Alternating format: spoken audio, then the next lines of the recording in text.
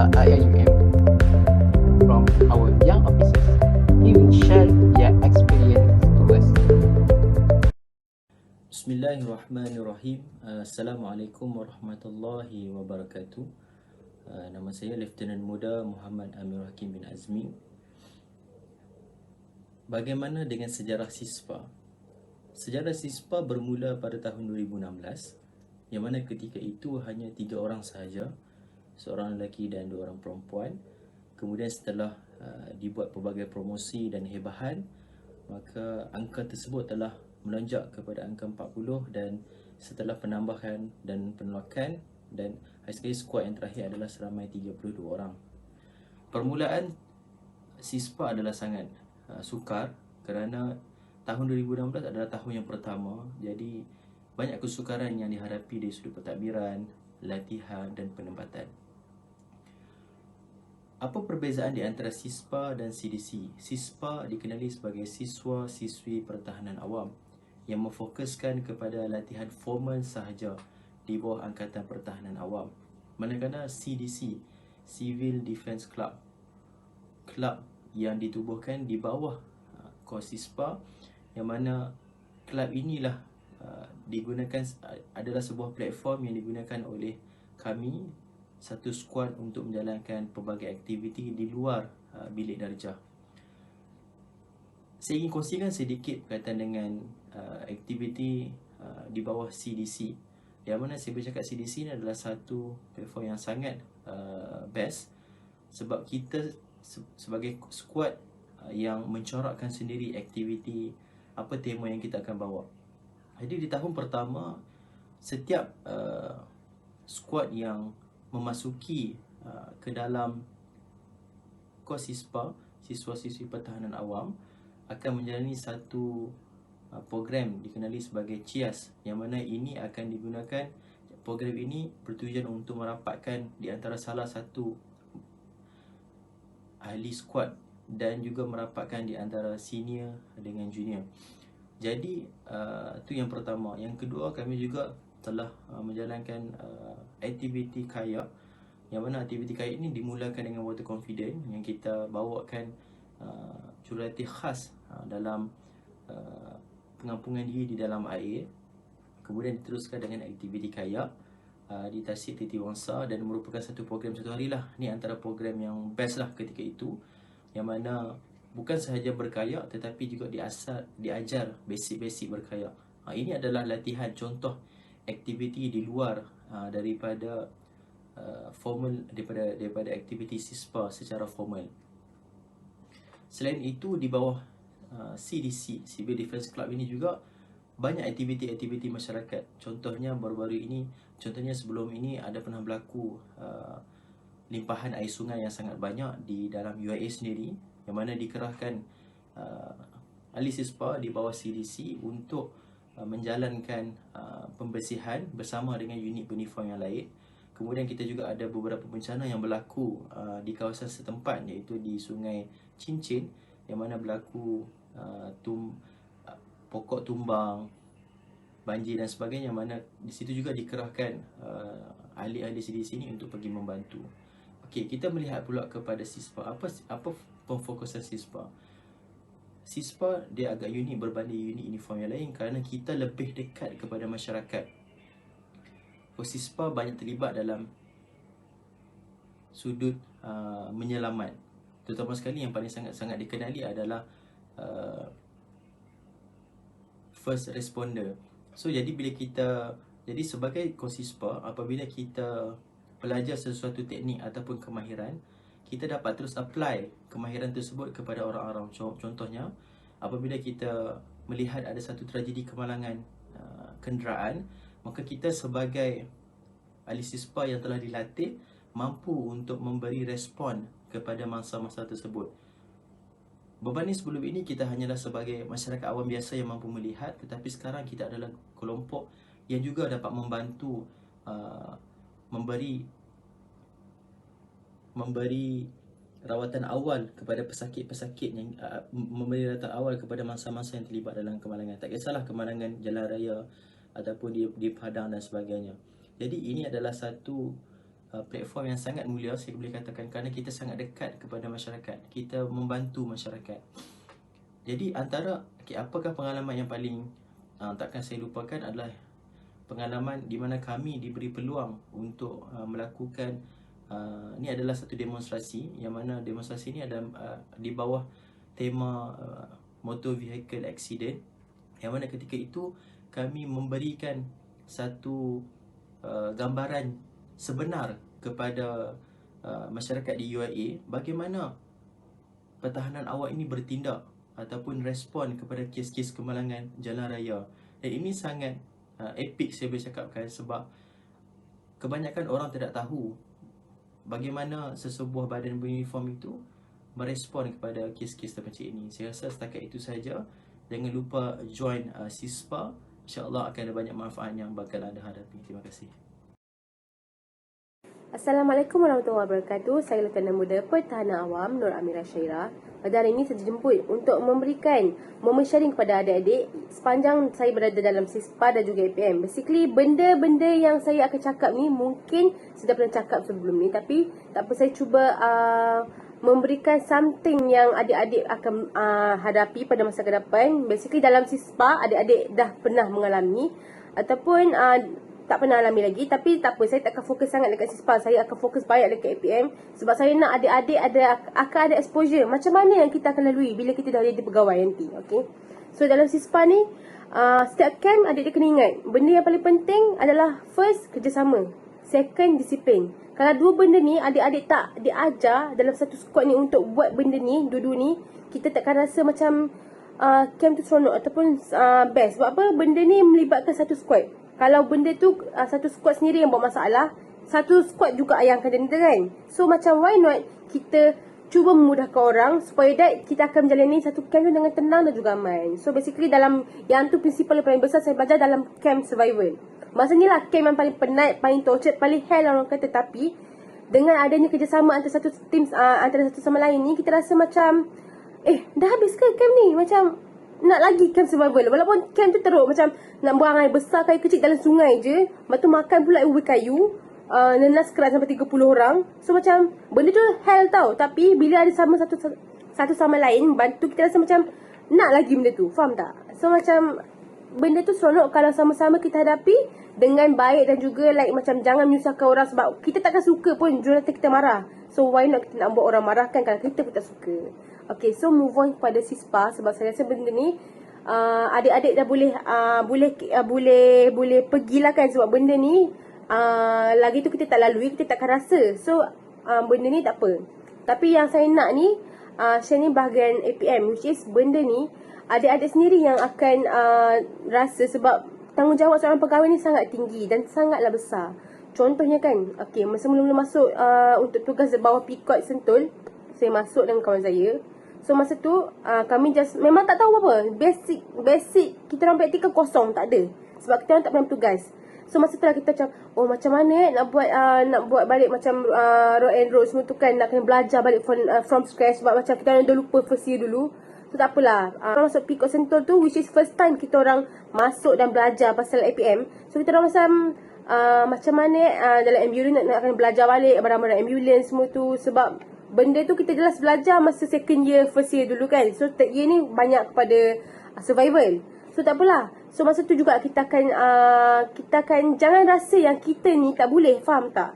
Sebab kalau kita rasa macam tak naklah pergi bertugas kat Pikot tu sebab nanti kita tak tahu apa-apa kan, mesti anggota cakap kita ni bukan. Jangan risau. Benda tu kami sendiri dah alami. Which is anggota cakap je pasal kami, nama je Lieutenant Muda, tapi langsung tak tahu apa-apa. Benda tu best. Jangan rasa macam tu lemah lah.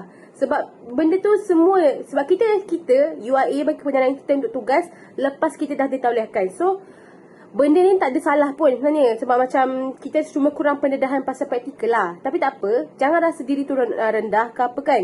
Pergi je. Pergi lapor diri dekat PPAD bagi kita nak masuk tugas. Dan lalui je. Kita belajar je. Kalau tak faham, tanya. Kalau tak faham, tanya. Tu je paling penting.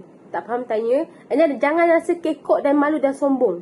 Sebab macam Imam Syafi'i pernah cakap kan, kalau kita nak menuntut ilmu ni, kita kena apa? Sahibatu ustaz. Maksudnya kita kena bersahabat dengan guru kita. So kalau kita rasa macam kita hebat, macam mana kita nak bersahabat dengan guru? Faham tak? Basically kita ni memang tinggi daripada segi jawatan, tapi kita lemah daripada segi ilmu dan pengalaman. Sebab anggota-anggota lagi tinggi lagi hebat lagi. So why not kita cuba paksa diri kita untuk cabar diri kita untuk ke next level.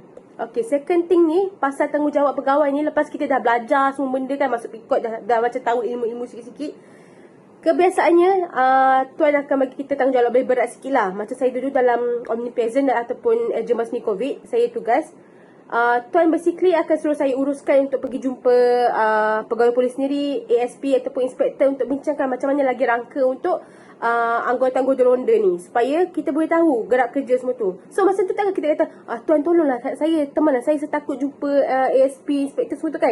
No, kita masa tu kita pegawai yang in charge.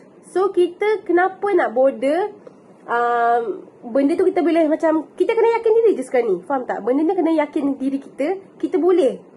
Dan kita cuba aturkan benda ni, kita ada preparation berawal. Kalau korang ada betul-betul preparation berawal, no problem lah. Sebab benda ni it's like macam kita ni hantar diri kita as wakil kepada tuan kita untuk berbincang dengan inspektor, dengan ASP dekat balai polis tu kan. So dia pengalaman yang menarik lah, which is saya rasa macam, saya tak sangka saya boleh interact dengan such very high potential, high position in PDRM tu kan. Tapi Alhamdulillah I managed to do well. Lagi satu yang saya macam kurang saya perasan lah dalam APM ni, kita macam kurang nak ada pendedahan berkenaan dengan peringatan untuk solat. Basically dalam benda ni sangatlah besar, tapi kita nampak benda ni as simple je. Macam itulah.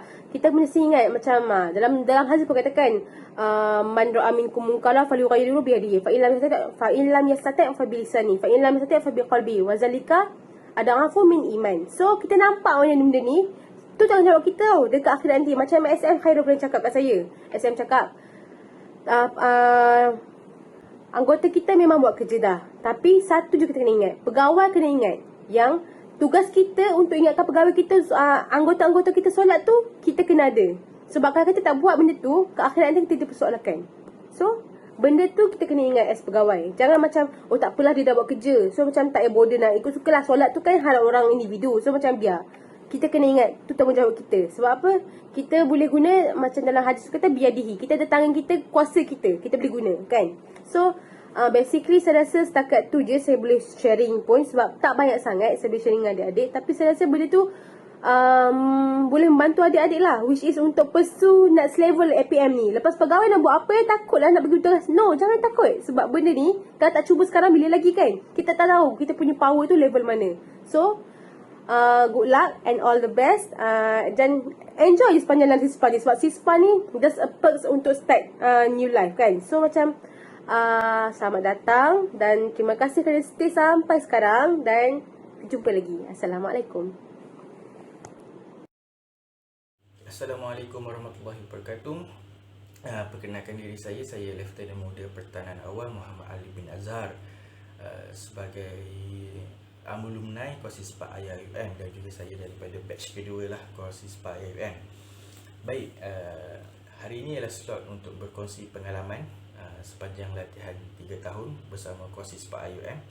Tapi saya percaya yang kawan-kawan saya sebelum ni dah berkongsi beberapa pengalaman mereka lah semasa latihan dengan Kosispa IAUM.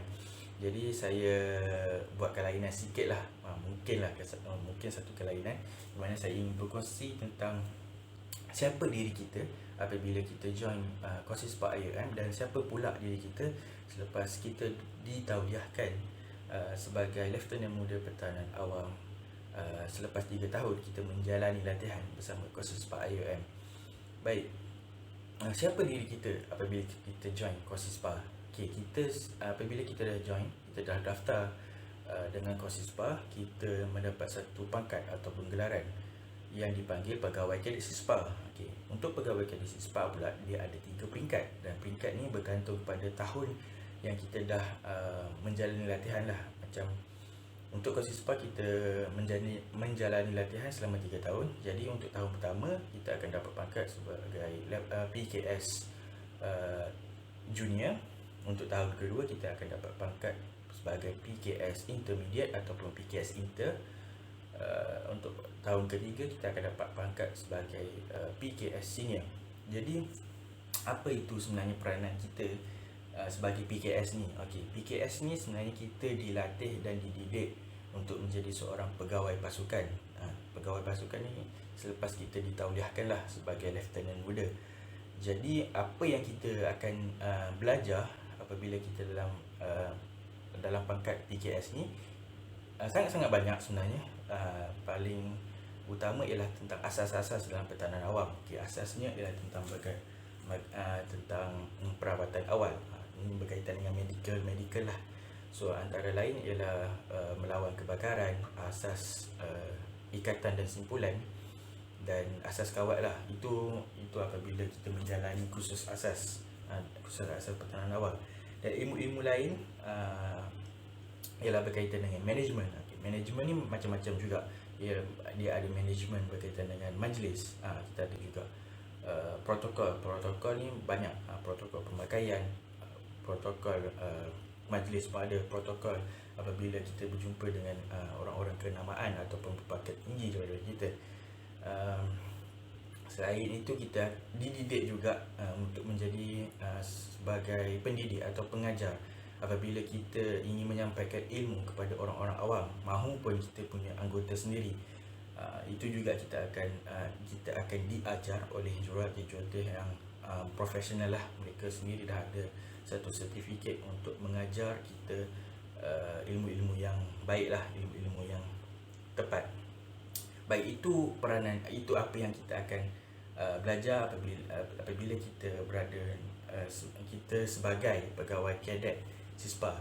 Baik, selepas 3 tahun kita dah menjalani semua latihan yang apa yang kita dah belajar itu, kita dah ditauliahkan sebagai Lieutenant Muda. So apa yang kita akan jadi selepas kita ditauliahkan, itu terpulang kepada kita sebenarnya. Sama ada kita boleh jadi, paling utamalah sebenarnya kita menjadi pegawai pasukan untuk COSISPA itu sendiri. So segala pengurusan COSISPA kita akan handle lah. Begitulah sebagai seorang pegawai pasukan COSISPA. Ada juga kita akan jadi sebagai seorang anggota ASPA. Apa itu ASPA? ASPA itu singkatan bagi Anggota Sukarela Pertahanan Awam, di mana kita bertugas sama-sama di tempat sama ada di tempat operasi macam sekarang ni untuk kes COVID.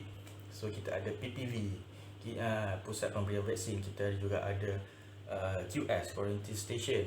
Kita ada juga sekarang ni macam kita akan buat pematuhan SOP. Kita akan pantau ke kedai-kedai. So untuk ASPA ni pula, kita sebagai anggota Sukarela Pertahanan Awam ni, ini bergantung pada kita lah. Kita nak stay di daerah di mana kita daftar sebagai anggota pertahanan awam, ataupun kita nak berpindah ke tempat kita tinggal. Macam saya sendiri, alhamdulillah saya pun sudah bertukar ke tempat tinggal saya, iaitu di Kelantan. Jadi saya dapat satu pengalaman yang berbeza lah. Kalau manakan kalau UAE ni di bawah naungan PDPA Sentul, iaitu Pejabat Daerah Pertahanan Awam Sentul. Jadi saya di bawah Pejabat Daerah Pertahanan Awam Pasir Mas. So ada dari segi pengalaman bertugas itu sangat-sangat berbeza lah. Jadi begitulah kira-kiranya apabila kita dah ditauliahkan sebagai Lieutenant Muda Pertahanan Awam. Begitulah. Jadi tak rugi kita join pertahanan awam ini, sebab terlalu banyak ilmu yang sangat-sangat berguna sebenarnya. Walaupun kita tak meneruskan keanggotaan kita sebagai anggota pertahanan awam, teruskan guna ilmu-ilmu yang kita belajar tu untuk kita guna untuk keluarga-keluarga kita, masyarakat, jiran-jiran kita apabila berlakunya bencana ataupun masalah lah di sekeliling kita. Itu saja daripada saya. Assalamualaikum warahmatullahi wabarakatuh. Terima kasih. Assalamualaikum and hi. Welcome to the Garden of Knowledge and Virtue, IIUM. My name is Nur Farah Aisha, Second Lieutenant Civil Defense, and I am here to tell you about my journey in CORSISPA, IIUM. So to start off, I am not really a person who would be sitting quietly in class, especially on weekends. So to avoid study circles, I opt for uniform bodies. And to be very honest, CISPA wasn't really my first choice of uniform body. And here I am in CISPA, a blessing in disguise. Being in a uniform body unit, I managed to learn a lot of new things, especially things that couldn't be learned in formal classes, especially the soft skills such as communication skills, leadership skills, decision-making skills, friendship, teamwork skills, because we will be going through a lot of camps and courses, and these camps and courses does not end in a day. It would take up to 3 days, and those 3 days would let you bond with those in your batch, and you will be together for 3 years until you commission. And this bond kept on growing stronger every time you meet. And you don't only meet them during camps, courses, or gatherings or dinners, but you will meet them often because you'll be living in the same mahala, your training ground is the same, and your roommates will be them also, will be your batchmates or probably your seniors and your juniors. Yeah. In CORSISPA, you will be learning a lot of very many new things, such as ikatan, saving a victim from a high area that is dangerous, or saving a person in a confined space, using natural resources as a replacement for saving a patient, just like what we did in our camp. We used vines and branches to make stretcher to lift the victim. After being commissioned as Second Lieutenant Civil Defense, I am now serving under the Malaysian Civil Defense Force, and I'm now leading a team for the vaccination center in WTCKL, World Trade Center, Kuala Lumpur. Last but not least, if you haven't registered for vaccination, please do so that we can reach herd immunity, and also when people dine in, you will not feel left out. That's all from me. Bye. It is clear that joining CORSISPA, you will be able to become an active student as well as become an excellent in editing and co-curriculum. So let's join us.